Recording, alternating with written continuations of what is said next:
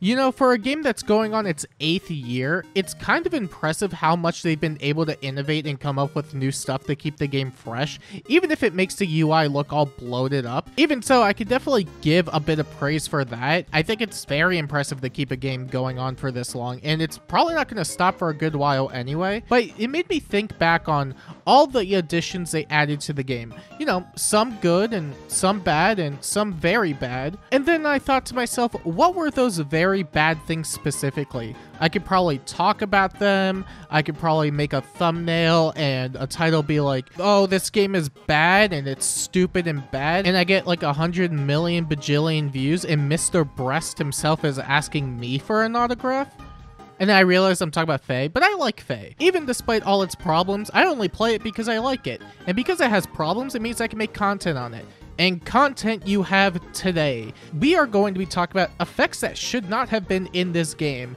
And considering what status effect is in the thumbnail and the arrows that are pointing towards Elamine, I think it's very obvious who we're going to be starting out with. Yeah, we're going to be starting out with Deltarune. Look, I've made my fair share of critiques with Deltarune, but for once, I'm not going to completely bash him into the ground. I'm just going to be talking about the effect itself, because personally, I don't think it just should have ever been in the game, regardless of who it started out with. I don't think I really need to explain why a status that just automatically ends actions and turns is an inherently bad effect for the game. You know, a game that also hinges on the concept of strategy. There really isn't anything strategic when it comes to this effect specifically. And sure, it could have just stayed on the most tame units ever, but we know intelligent systems by now in that they'll release a really good effect or a skill that's really good, and then they'll just ramp it up into oblivion. And I guess for what it's worth, where it started initially wasn't exactly the craziest, even though it was still incredibly good. It came out on Sather, who just did it on odd turns and you need to have more res than the foe. Formotus then came out and he got it on an enemy face condition as long as he was able to survive. We then got New Year Sather, who basically did the same thing but arguably better and was a flyer and had better combat and yada yada yada. And you know, I'd be a bit of a hypocrite if I said I didn't enjoy it myself. I ran 2 whole teams with Sather and New Year Sather just for the hell of it. Don't think it should have been in the game regardless, but if they're going to release these tools, I'm going to abuse them to all hell and then make people hate them as much as I hate them. Regardless, I think the most impactful one was by and large going to be Deltarune. And look, I could keep rambling on about him, but I think you get the point. This video is also only 11 minutes and 30 seconds long, so it's not like I could really fit it in anyway. And you don't need to keep hearing me repeat it ad nauseum. At the very least, its dominance is definitely mostly contained in Summoner Duels, which is the one mode most people don't even play, so it probably doesn't matter to a lot of people anyway, but he definitely has his usage in many other modes regardless. He could pretty much be used everywhere because he's a dual unit who has very good player phase utility, something that Bride Catria was very known for. Did you like that transition? I kind of like that transition. Not really. I didn't really have any other ideas.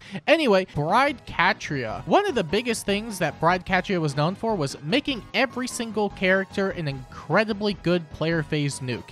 And for the ones that were really bad, they became good, and for the ones that were good, they became even better. And for the longest period of time, she was arguably one of the best units, if not the best unit in the game. And at least very early into her life, it was very difficult to really play around her. You really couldn't enemy phase Catria Ball teams, mostly because of the amount of damage you would have to eat in order to survive. And even for Vantage units, it was very dependent on whether or not the team had Hardy Bearing, and a lot of the time they probably did. And unlike all the player face tools that we have currently, player facing those types of teams weren't exactly the easiest thing to do.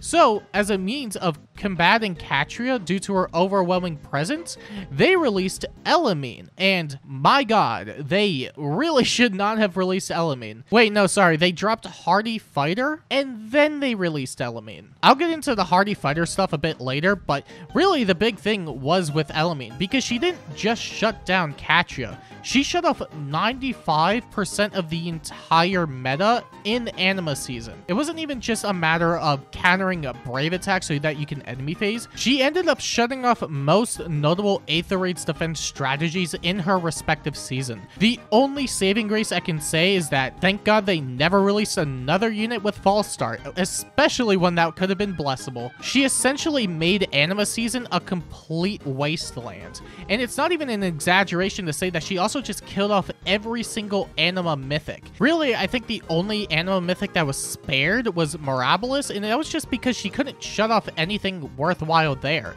Instead, you just had to use Bride Fiorum, who was still really good at the time. Even the Mythics they released afterward didn't exactly stop her from doing her job, and if anything, made Anima Season look like even more of a joke, because the Mythics they released afterward, prior to Freyr, didn't really do anything. You had Arvel, who had Guard Ploy and very high res, so they could dodge Elamine. The problem is that there really wasn't anything worth shutting off on Arvel specifically, and for Modus, there was essentially nothing to really write home about. He also still got shut off by Elamine, especially if you were using hardy fighter strategies. He wouldn't get his pulse. Really, the best thing you could have done was run multiple start of turn effects in multiple lanes, but then the foe could also just run multiple Elamines at 0 cost, and what blessing she gave was also incredibly useful because people like speed. A lot of people like speed. Really, the only thing that was actually going to kill her was another BS release in the form of Freyr. And while I can't say whether or not this was the best call in order to kill Elamine, the fact that they did run her into the ground is already good news enough to me, even though Freyr is his own can of worms. But I think getting rid of False Start, regardless of what it took, was the right call. I don't know if I could say the same thing about Hardy Fighter, though. You see, I told you I'd bring it back. I told you I'd bring it back. I don't really know how I would transition, though. I didn't really have a good transition there. Anyway, the only reason I bring up Hardy Fighter is so I could bring up Catria, because while I do appreciate her existence in a lot of facets, I think one of the biggest contributors to accelerating the power creep as much as it did was with the addition of Triangle Attack. Triangle Attack specifically, I think, was really the reason why we had a big surge in power creep specifically. To account for Catria and all the nukes just running rampant, they released Hardy Fighter, which to this day is still the best armor B slot over anything else if they can run it, which is kind of ridiculous on its own, but with the very nature of how Catria works, just giving any unit player phase Brave, I think naturally nukes were just going to outpace tanks, but for a good while, it was a relative back and forth scenario, even with stuff like Lethality, Deadeye, so on and so forth, until we did reach that breaking point for a while where tanking was very, very difficult, and now we have Lagoose Friend, so Dimitri's good again. Isn't that great? If anything, I think the scariest part is that now we're at a point where nukes can just be independent of Catria because they already hit hard enough, which, if anything, makes me a bit more scared of the modern nukes that we do have rather than what Catria can provide anyway. And while I wouldn't say Triangle Attack and Dual Strikes itself is problematic, nor was it on the time of its release, I think the catalyst that it ended up providing as a result is a bit more of a mixed bag, because on one hand, we do have a lot more tools and gimmicks that allow units to just be a bit more diverse and do different things, which is really cool, but I really have to question what the game really would have been like if she didn't come out. Whether or not the power levels would have been lower, higher, same. Honestly, it probably could have just been the same regardless of her addition, but even so, I think it's a bit fair to say that she was a bit of a catalyst when it comes to just pushing new effects and skills and really power creepy units in general. The only effect that I'm really torn on is Pathfinder, because I think Pathfinder is really cool and it opened up a lot of stuff for cavalry specifically, and it wasn't bad on paper. Like, not at all. Just having free spaces to move around regardless was really cool and opened up a lot of player phase, Aether Raids defense stuff for cavalry. On the other hand, we ended up with Legendary Sigurd and the safety fence, and Legendary Sigurd was a very big problem, mostly due to the fact that he granted extra movement to everybody else, which really exasperated the effectiveness of Pathfinder, so much so that we did end up getting safety fence, and I'm fairly certain it was in the same update, if not a bit later, before the new version update. That's how far in advance they really prepped it out, and they most likely knew this was going to happen given how fast they really got it out, but to this day I'm still unsure on whether or not getting the safety fence in FEH was a good or bad thing. At this point it is kind of whatever, because a lot of teams have kind of adapted to it. We have a lot of ways around it. Sometimes it's just you can't really do anything about it, but I'm not exactly sure if getting safety fence out of it was really the best thing, and I mean, the only reason we ended up getting it was specifically because we had Sigurd and Pathfinder, but I don't think I was ever a big fan of the outcome, and I mean, I don't think a lot of other people were either, because people still don't run safe defense, and it kind of punishes them. Lightning round. Ooh, lightning round. We're gonna talk about skills for a second.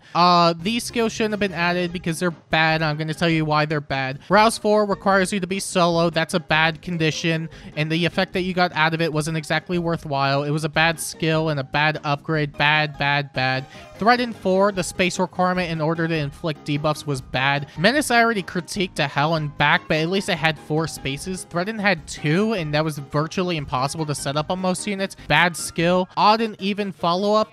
Effects that work on specific turns, bad, especially ones that you have to rely on to double, very bad. And something close ward, really stupid meme skill I didn't think they'd actually release, and I made fun of it years ago. It's still bad. It was never good. Nobody ever wanted it. I don't care if you put it on Bowie. It was a bad skill for him too. Feel bad for ever releasing this into the game. Conclusion. I give this game a hard time at times, and I'm still going to do that when they do dumb stuff. But look, I like the game. That's why I play it. And I mentioned that at the beginning of the video, and I'm going to reiterate it here. I like FEH. And for what it's worth, they've also done a lot of interesting and innovative things, and a lot of good things in terms of adding new effects and skills into the game, which in turn has kept the game interesting and innovative, and I highly doubt they've ran out of ideas, especially with how they've been releasing newer units as of late. I think they have a lot more they can do. Hopefully a lot of them are good, and less on the side of end turn smoke and false start. And yeah, Mr. Breast isn't gonna watch this video.